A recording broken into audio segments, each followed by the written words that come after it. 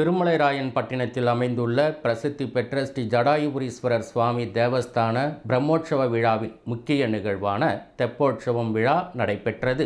காரைக்காலை அடுத்து திருமலைராயன்பட்டினத்தில் அமைந்துள்ளது பிரசித்தி பெற்ற ஸ்ரீ ஜடாயுபுரீஸ்வரர் சுவாமி தேவஸ்தான பிரம்மோற்சவ விழா கடந்த 4ஆம் தேதி கொடியேற்றத்துடன் தொடங்கியது.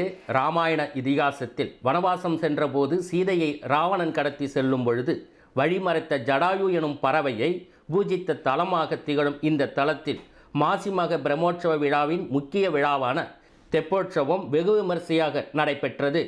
தெப்போற்சவத்தை முன்னிட்டு ஸ்ரீ சந்திரசேகரர் அம்பாளுக்கு சிறப்பு அபிஷேக ஆராதனையும், அதனைத் தொடர்ந்து ஜடாயு தீர்த்தத்தில் மின்விளக்குகளால் அலங்கரிக்கப்பட்ட தெப்பத்தில் எழுந்தருளி 3 முறை வலம் வந்து பக்தர்களுக்கு அருள்பாலித்தனர். தெப்போற்சவம் முன்னிட்டு சிறப்பு வான வேடிக்கைகள் நடைபெற்றது. தெப்போற்சவ விழாவை முன்னிட்டு காரைக்கால் மாவட்ட காவல்துறையினர் பலத்த பாதுகாப்பு பணியில் ஈடுபட்டிருந்தனர்.